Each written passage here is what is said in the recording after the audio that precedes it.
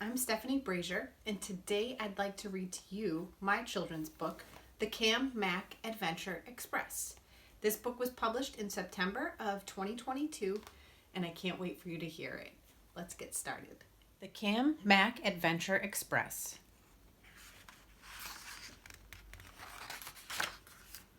Dedication to my sons, Cameron and Malachi, who have left behind a legacy of love. And to Chris, your confidence in me has made all the difference.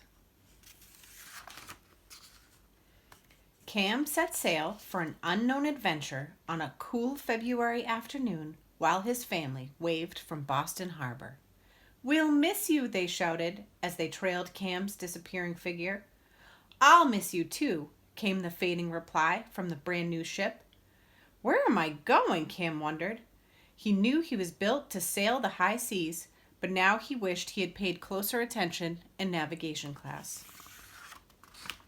Using only his compass and a vague memory of the maps he had studied, he traveled overnight for 7 hours as the world slept. He waved to Lady Liberty, standing proudly on her pedestal. He stared in awe at the bright lights of Atlantic City and smelled the crab cakes sizzling in Maryland. But before he could make it to Florida, he entered what felt like a pinball machine, getting bounced around from Bermuda to the Antilles before being tossed into the port of Miami. So that must have been the Bermuda Triangle my captain was talking about. Cam was so confused and dizzy that he hardly noticed a new day had dawned. As he floated through the port, he heard horns blaring and the sound of cheers in celebration. "What's going on?" Cam asked a nearby tugboat named Tommy, while wiping his windshield to get a better look. "It's cruising season," Tommy shouted over the thunderous crowd. "People from all over the world come here to pick their favorite ship to take them to any destination they choose." "Wow!" Cam exclaimed. "How can I get people to board my ship so I can see the world too?" "Well, it depends," Tommy answered. "Different people like different things, like dancing. Have you got any music on board your ship?" Cam turned around and fiddled with some knobs and buttons, but nothing happened. He shrugged. "Nope."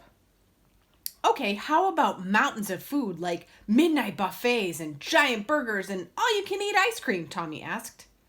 Cam's stomach grumbled at the mere mention of food. He peeked in his mini fridge, but only found the peanut butter and jelly sandwich his mom had packed for him. Growing increasingly nervous, Cam stammered, I'm not allowed to stay up until midnight." Okay, Tommy reassured him. "What about water slides and an ice skating rink and a rock climbing wall? People love adventure on board their ship." Cam didn't even need to look at his Lido deck to know the builders hadn't installed any of the fun features that the cruisers would love. "Every ship is built with a purpose. You'll figure yours out soon enough," Tommy encouraged Cam after seeing his worried expression. Still, Cam was feeling pretty defeated. He puttered off to find a quiet place to think and became too distracted to notice an approaching ship. "Ahoy! I've never seen you in this harbor before. Where are you from?" inquired the HMS Alana Grace. "Boston Harbor," Cam replied. "Don't you mean Boston Harbor?" Alana laughed. Cam tried to laugh, but it came out as a sob. "Oh no, I've upset you with my terrible sense of humor," Alana exclaimed. "No, it's not that," Cam said. "I'm just feeling a little disappointed. I traveled all this way, and after talking to Tugboat Tommy, it turns out I have nothing to offer passengers on board my ship. I really wanted to be part of the cruising season." "Well, don't get your barnacles in a bunch. We'll find something perfect for you," Alana cried. "Actually, you don't even have any barnacles, and you're in ship-shape condition. Why not be a tenderboat?" "A tenderboat?" Cam asked. "What's that?" "It's a special type of boat that gets passengers from the shore to bigger cruise ships that don't fit in the harbor," Alana exclaimed. "It's the perfect job for you, and I happen to be the supervisor. You'll start first thing tomorrow." Cam loved his first day as a tenderboat. He loved the feeling of all the guests climbing on board his ship, ready to have fun. He loved to impress them with his speed. He even heard a few passengers remark how spiffy he looked, and that made him blush with pride. The days turned into weeks, the weeks turned into months, and Cam hardly noticed. He was having so much fun meeting new people every day. He especially loved the kids. Cam kept an eye out as they would sneak off to explore his ship and find all the best hiding spots. He'd always toot his horn for an extra second or two when he would see kids pumping their arms enthusiastically in the air. As the cruising season began to wind down, HMS Alana Grace came to Cam with a proposition. We've got a big job coming up, and it's going to require a lot more from you, so I hired an assistant. I put in a call to your dad, and he sent your little brother down to join you. He may look a lot like you, but he's not as fast. How long did you say it took you to get here? Bewildered by all this new information, Cam slowly responded. 7 hours. Well, we're going on 9 hours now, so you'll have to get him up to... Just then, a frazzled ship came speeding in, rocking every ship in his wake. Huffing and puffing, the ship said, "Sorry I'm late. That Bermuda Triangle sure is a doozy." Cam laughed at the memory. "Hi, I'm Mac, reporting for duty as the tender for the Royals of Concord." Ahem, Cam cleared his throat. "You mean assistant tender?" "Wait, did you say tender for the Royals of Concord?" "That's what I was trying to tell you," Alana exclaimed. "I hired Mac as an assistant so you can tender Prince Ben, Prince Gus, and Princess May on their trek to Alaska. They'll sail with me for most of the journey, and then they'll need a strong bridge to get them back on land. But we'll have to move fast. The waters are growing colder by the day." Cam could hardly contain his excitement. Royalty? Wait till Tugboat Tommy heard about this. So Cam and Mac set sail for Alaska in late October, just as the weather turned cool.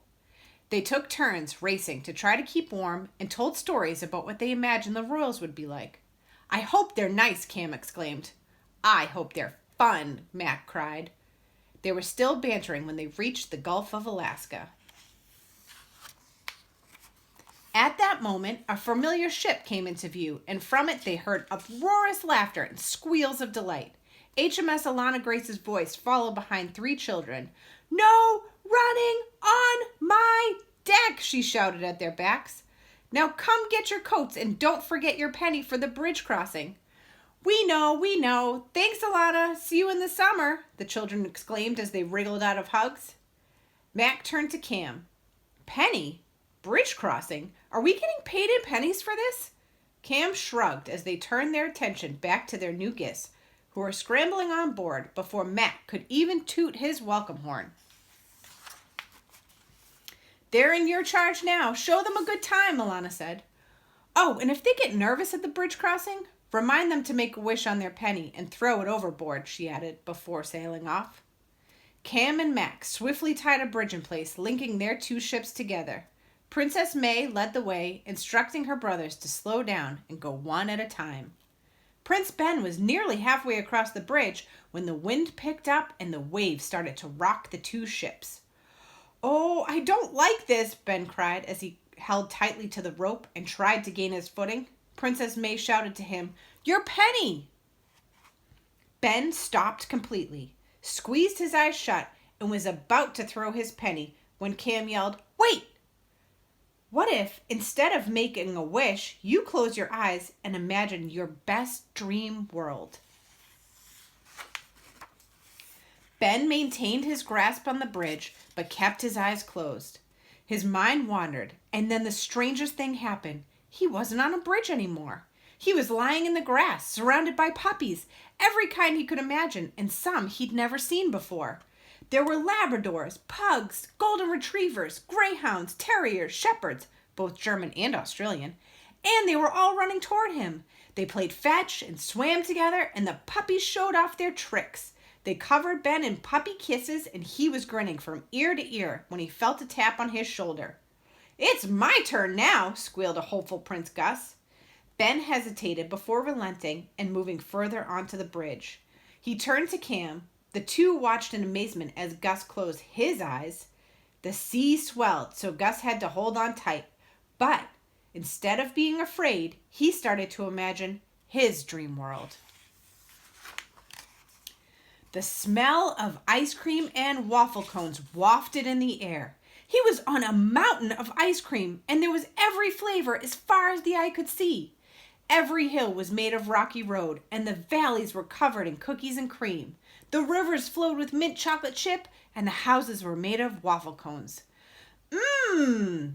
Prince Gus got to work eating all his favorites. Caramel, cookie dough, and black raspberry, mixing in toppings like marshmallows, chocolate sauce, sprinkles, cherries, whipped cream. And he never felt full. Whoa, whoa, whoa, broke in Princess May's voice. I gotta try this. Gus reluctantly moved in beside Ben, and they shared a knowing glance. May eagerly squeezed her eyes tightly and held on as the waves picked up. I wonder what she's going to imagine, Mac whispered to Cam.